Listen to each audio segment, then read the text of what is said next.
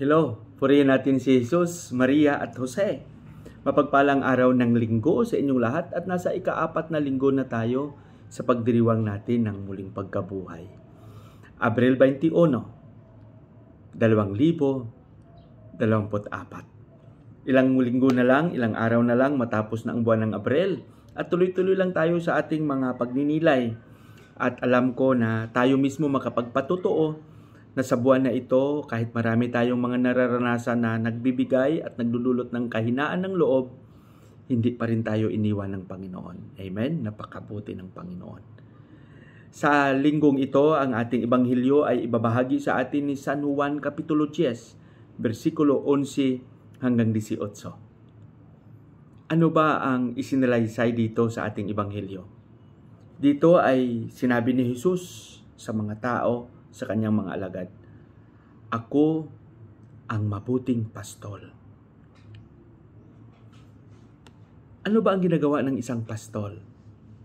Di ba yung pastol ay nagbabantay ng mga tupa? No? Bakero. At kung ang pastol mismo ang may-ari ng tupa, talagang aalagaan niya ito ng mabuti. Dadalhin niya ito sa isang lugar na kung saan ang mga damo ay matataba. Mga luntiang pastulan. Para makakain sila ng mabuti. Dalhin niya ito sa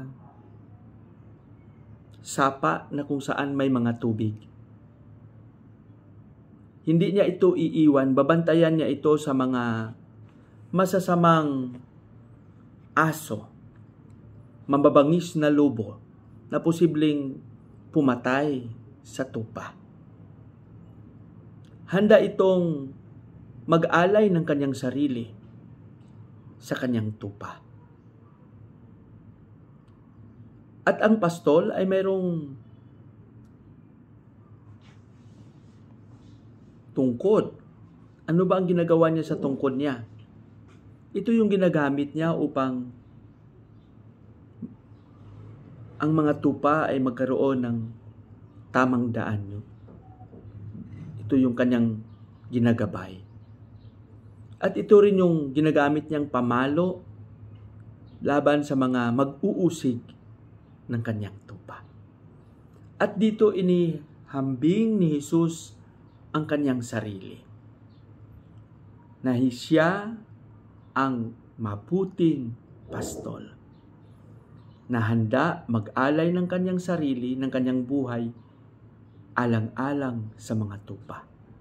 At hindi siya binayaran. Dahil alam natin kung ang isang pastol ay binabayaran, hindi ito magbuwis ng kanyang buhay. Pag may mga mag-uusig, handa niya itong iiwanan. Pero si Jesus, hindi. Hindi siya binayaran. Tapat siya simulat sa Paul. Kaya mas magandang pagnilayan din natin ito ng mabuti. Na sana tayo rin ay maging pastol sa bawat isa.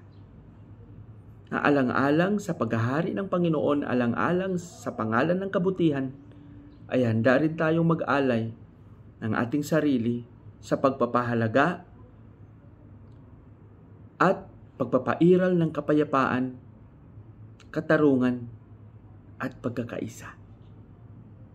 Maging mabuting pastol nawa tayo hindi lang sa ating sarili, kundi sa ating mga anak, sa ating mga kaibigan, sa ating kapatid, sa ating pamilya.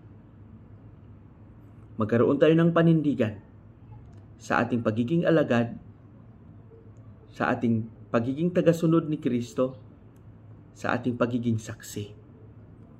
Magsikap tayo na maging mabuting pastol. Magsikap tayo na gumawa ng mabuti.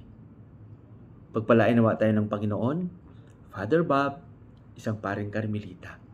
Sa ating panalangin, Panginoong Hesus, maraming salamat sa pag-alay mo ng iyong buhay sa akin, sa aming lahat, sa iyong pagiging mabuting pastol, na hindi mo kaming hinayaang magutom, mauhaw, at palagi mo kaming dinadala sa madamo at matatabang damuhan upang magkaroon kami ng buhay.